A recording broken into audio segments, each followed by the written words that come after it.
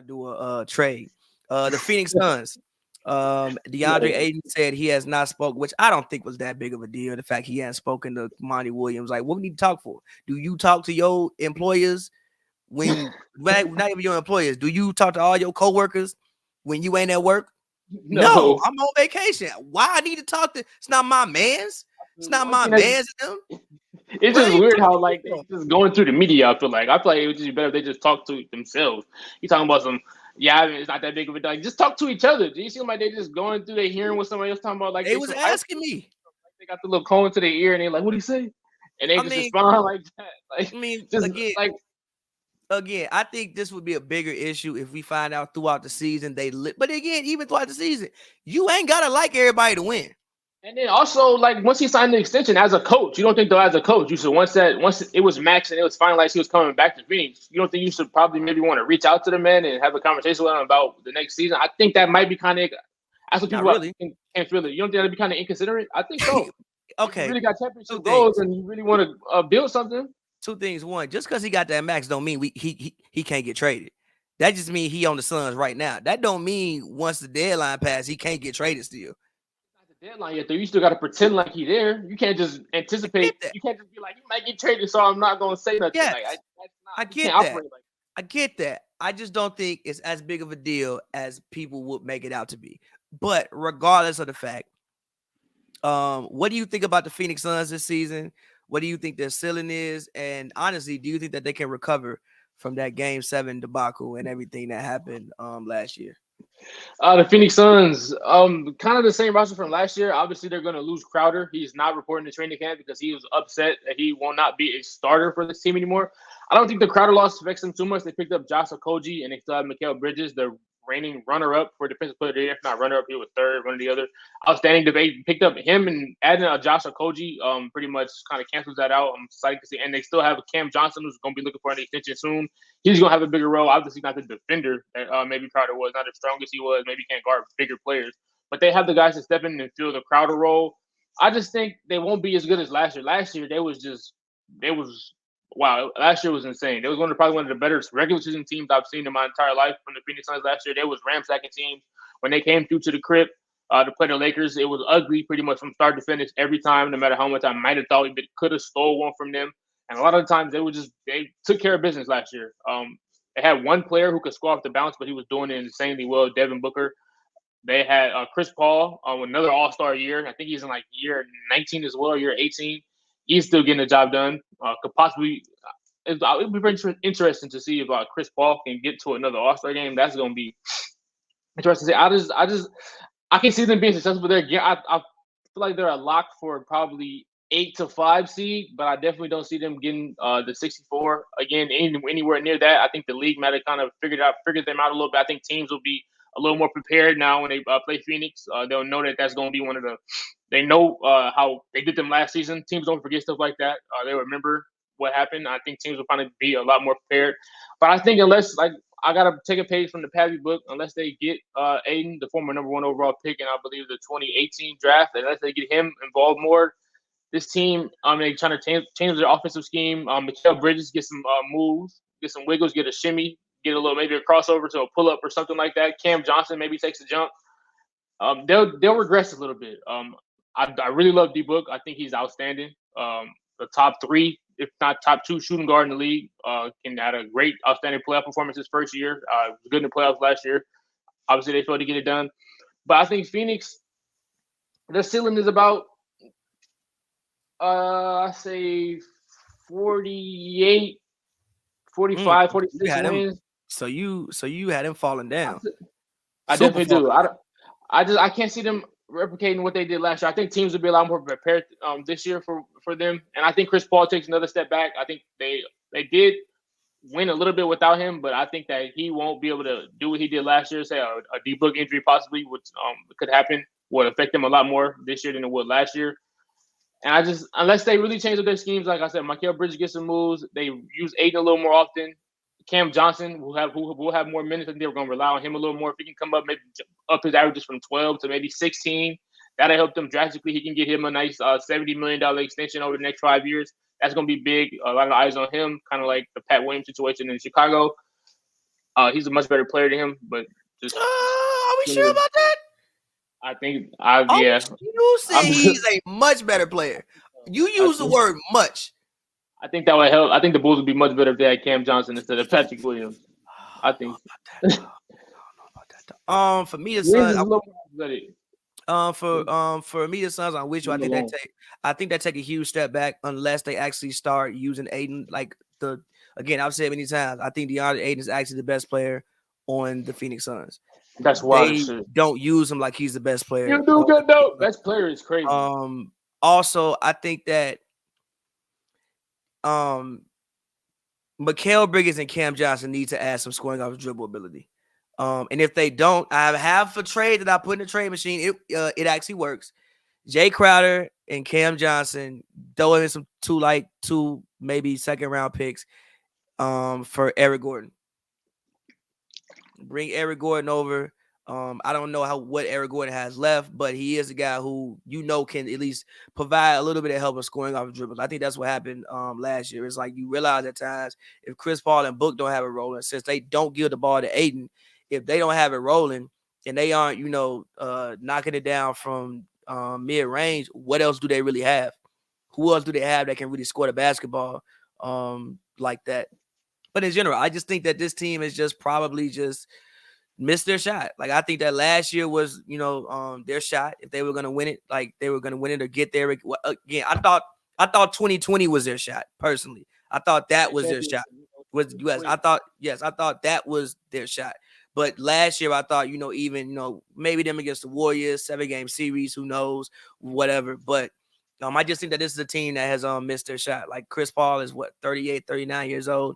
I don't think that he, won't be good. Granted, obviously, he's a guy that over the past couple of years, he's been pretty healthy. But I am a guy who remembers when Chris Paul was hurt his hamstring every single year, the past couple of years before be for the last couple of years. So it's realistic that that's a thing that may happen again. Also, as far as Mikal Bridges and Cam Johnson, again, what's actually the next step for them? Like, what is the next step for them? Like, what does Mikal Bridges being better look like? That's a great question. We saw him last year, and when they had done their backwards against the wall against the Pelicans, I think I'm pretty sure it was Game 5. Was it 2-2? Mikal Bridges put on a hell of a game there. If he can do something like that more consistently, they will need stuff like that. Because a lot of times when they were getting ran by the Pelicans, they weren't getting nothing from Mikal. Mikal finished the game with 8 points, 2 steals, and 4 or 5 rebounds, and maybe 1 assist. They just need him But is that just who Mikal Bridges is? Like, is he just your? Again, I think we all think he's your prototypical in today's NBA 3-and-D wing. Yeah, outstanding 3-and-D wing with length and all of the above. Kind of like a Herb Jones, somewhat like an older one. He's to me in the Trevor Ariza in a Trevor Ariza lineage, like a modern day Trevor Ariza. Yeah, maybe he's a little bit of a better defender than Trevor, whatever. But like, he's in to me Trevor Ariza lineage. But like, can he excel? I mean, we'll see. What's the $90 million already? He was but his defense is top tier though. Like, his defense is great. I have no complaints about his defense. I just think that the Suns, again, since clearly they aren't going to use Ayton, and we have to talk about Ayton. Just because Ayton got that money, I don't think that means Ayton is staying in Phoenix. I really don't. I can see a situation in which he becomes frustrated in Phoenix, and that situation has the potential to drag down that entire situation. Reason being is you get picked number 1. He was in one of those rare situations where you get picked number 1, but you already had a young star who was like, it was his team. But I'm the number 1 pick in the league. Like, and I feel like he probably may look at himself like, yo, I can do more. I haven't been maxing out my potential. I can do more, and you guys won't let me do more. I don't know. He also kind of a dinosaur archetype somewhat. He got like the Andrew Bynum game in 2022, and you don't have Andrew Bynum. Go, we can't do that. No, we can't. No, we can't do that. No, we can't do that. No, we can't do that. No, we know. With the post hooks and I'm not letting you know. No, feed me so I can get this left hand hook. I can get this right hand hook. No. I only think he got his defense. I'm not letting you do that. Why not? Why not? Not letting you He do that.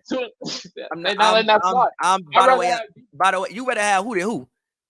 D-Book shooting that would that 45% clip from mid I'm not range or letting that you do that. 38% Number three. Then I'd rather have Chris Paul shooting his mid range. I'd rather have a array of things happening on the offense than DeAndre Ayton, Andrew Bynum Andrew post up. Bynum's best year was 18 and 12, which was a great year. 18, 12, and he 18 shot and 12 is 55% from the field. fire. You know how DeAndre fire that Ayton, is? DeAndre Ayton in his second year gave you 18 and 12 and shot 55% from the field. But like that's a Then I'm Chris saying like Paul came and decided to take away half his fucking attempts.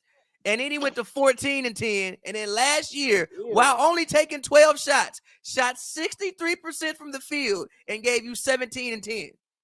I'm just saying that's his archetype, G. It's like I don't want to get the ball to Andrew Bynum for. Like when I got the best shooting guard in the league, arguably a top 5 MVP candidate. Okay, that's fine. But then you have Chris Paul, who is 38 years old. He can't be there forever. Again, you would think the foundation of your team is Ayton and Book. You got to bring Ayton alone, man. And again, I've seen too many times. I can even give you a game. It wasn't even I can give you some times too. Go ahead. Like I can give you a game, right? It was Phoenix Sixers. They were playing. I think it was in Phoenix. The Suns went up big. All of a sudden, Book and Chris Paul went cold. Ayton out there, they don't get a man the ball though. They just keep swinging the ball around, trying to shoot threes and missing them. So again, I can see a situation where just because he signed that deal does not mean DeAndre Ayton is literally going to be there that whole season. I don't know about that. Look at this. How can you not razzle out get more touch how well he shoots for mid-range finish? I'm saying the man needs more touch. And again, I can see a situation where he still might end up with the Pacers. You know that can still happen. He still could end up with the Pacers. Yeah, it's gonna be him. What, him and Chris Paul? I mean, if they could get back Halliburton, that'd be fire. No, just Ayton, Miles Turner, Buddy Hield. Pick somebody. He could still end up with the Miles Pacers. Turner and Buddy Hield. He could. That would be interesting. That would be interesting. Still end up with the Pacers. Also, I think losing. Granted, I know they kept Bismack Biyombo, and Bismack Biyombo like did his thing last year, especially when Ayton was in and out the lineup. But I think missing. I think JaVale McGee will be a big loss for them. I think that JaVale McGee shit for the past 6-7 years has been arguably the best backup center. Great pickup by Dallas. NBA. Great pickup by Dallas. Obviously, you have Dario Saric coming back, but again, I just think that I don't think they got better. And I think other teams got better, and I don't know how you recover from that Game 7. I just don't know how you recover from that. And in my personal opinion, your cornerstone foundation pieces just isn't happy. And I don't think that the Suns treat him the way that they should treat him. I can understand his frustrations. And I'm going to say this one more time, and then we can move on from this team. I still don't think that just because he got a new deal, DeAndre Ayton finishes the season in Phoenix. Or if he finishes this season, I don't know if he make it through next season in Phoenix.